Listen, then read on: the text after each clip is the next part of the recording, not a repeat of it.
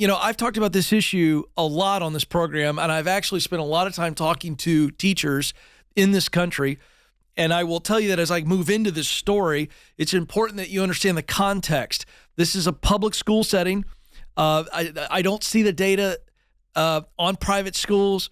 I would assert that there's probably some crossover to some of the issues that I'm going to cover. But this is based on data, and this is based on me talking to nearly 50 public school teachers in Zoom calls, on the phone, me interviewing them. And let me also say that I am an advocate for our teachers. I can't stand the system that they are in, but I love teachers. So understand that, and I'm going to be very strong on some stuff here. And some of you folks, you're in that snowflake category, and you hear me say something, and you're not listening to what I'm saying. And I can't control that. If you get offended by this, you're not a good listener. And now you can be offended at that. Because if you listen to what I'm going to say, and you understand that I'm taking the position of America's teachers, who, by the way, have committed to serve our greatest resource, which is our students. And as fate would have it today, I didn't know this, we've got an unbelievably bright group of students sitting out here watching the show in the lobby today. So as I look at these young men and women, I'm telling you, they are America's future, period. It ain't me. I'm 49. I've got more than halfway to go, but I've been launched. I'm looking at these young people, and they are our country's greatest resource. They're the future. We will hand the baton to them. And we as parents know that, but it's almost like we parents get kind of bottled up into, well, just the kids that we're responsible to raise. And I think that's short-sighted. Yes, I'm responsible to parent my kids, but as an adult, a taxpayer in this country, a good citizen, I have a responsibility to play my part in making sure that we are setting our young people up well. They're the future. And this stuff matters, and we lose sight of this. So let me get to this. I've talked about this issue a lot on the show. It's time to talk about it again. Headline: some teachers are completely overwhelmed. They are experiencing burnout. This is not new. In fact, it's actually getting worse. I have shared this on the show last year. We saw data come out of the Department of Education and from the main teachers union in this country. Again, we're talking about public school teachers here, that they expected over 50%, about 53% of their current teachers to resign within the next year. Folks, that's a 5-alarm fire. It's a dumpster fire. That's horrible. And now we're going to tell you why. They're burned out. Teacher shortages, classroom overcrowding, and parent over-involvement. Now, I'm going to speak to parents today because I can speak to parents. As I said, I've got 3 teenagers right now. One of my sons has dyslexia and some processing challenges. He's brilliant, but our American school system isn't set up for kids that think that way. It's set up for kids like my brother, if I'm being honest, who's just straight A's, good in everything. Let me bring myself into this. I have ADHD, high functioning, but the side of my brain, I'm not even sure which side it is, that's about math and science, is completely dark. If they had a brain scan on me right now, you'd think I was brain dead on one side of my brain. I'm not good at math and science, never will be, and I don't need to be. But our school system is a one-size-fits-all assembly line that is creating test takers, not pathfinders.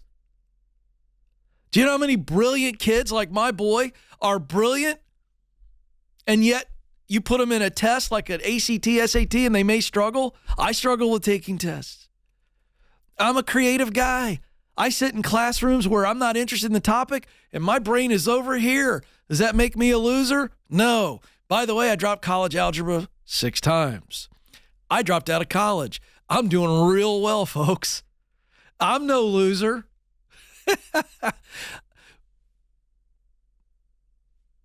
We've discouraged kids from going into the trades. all of a sudden they're losers if they become a bricklayer or a electrician or HVAC. Come on, man. I know people that are going to those businesses. Going to those trades, coming out of those trades, owning their own business, and they're multimillionaires. I don't give a crap where you went to college. I could care less. By the way, I got news for you. Nobody outside of your parents, your grandparents, your brothers, sisters, maybe crazy Uncle Larry and Aunt Martha care about where you went to college. Nobody cares. Last time you went to the doctor, did you ask your doctor where they went to med school? What their GPA was? No, you didn't. Why? Because nobody gives a crap. What they care about is, can you deliver what it is that you're being paid to deliver? So nobody cares. So teachers are in this assembly line system where school is no longer about training young people. School is about getting them prepared for the standardized testing that a bunch of politicians and bureaucrats came up with the idea to say, oh, let's test our kids some more. You're stressing our kids out. You're stressing our teachers out. They have to teach to the test. They don't teach the topics anymore. They teach to the test. That's what they're telling me. Because local politicians, state politicians, federal politicians, all of them in Washington, D.C. don't have a freaking clue about educating anybody. If they'd listen to the teachers would tell them. We have more and more kids now. This Gen Z, this group I'm looking at right now in the lobby, they're more entrepreneurial than ever. They're thinking about running their own businesses more than previous generations. They're questioning the value of college, not because they're losers and deadbeats, because they've seen older people go, well, I'm in debt up to $100,000 and I can't even get a freaking job. They're also seeing their cohorts go on YouTube and become millionaires. The world has changed. Our education system hasn't. And now to you parents, one of the main reasons that teachers are reporting being burned out is because as soon as they send out the grades and they publish the grades, if Johnny didn't do a good job on his quiz or Susie got a D on her test, the parents are lighting the teachers up going, what did you do? What did you? And it's like they've put the teachers under attack when it's your kid didn't do their job. You know why? Because we have a scourge in America where the American parent has made their kids' academic performance and the college they choose all about their status. Ooh, now I'm really hacking some people off, but this is the truth. Parents, if you got a kid who says, I'm not built for school, I want to get outside and work, I want to go do this with video cameras or whatever, you ought to listen to them. But see, you've been told by the education system at large and politicians and all the marketing message that if your kid doesn't go to college, they're a loser. And it's just simply not true. They're not losers. They got a different path. And so one of the reasons we got teachers bumping out of this whole thing, they're going, I'm out, is because there's a difference between a parent being involved to say, hey, why is my kid struggling? What can I do at home to support you in the classroom? We got parents pressuring teachers to give their kids a better grade. They're focused on better grades instead of better parenting. Woo! Let that one sit for a second, because that's what's going on. Your mama and your daddy kids, they're all hung up in their own status instead of just saying, all right, so my kid struggles in math, big freaking deal. He's probably going to pay somebody to do that for him one day, because that's what I do. I don't do my own taxes. You know why? Because I'd be in jail right now. For cheating intentionally? No. For being a disaster. Because I'm not good with accounting and numbers. So I pay someone really good money to do it for me.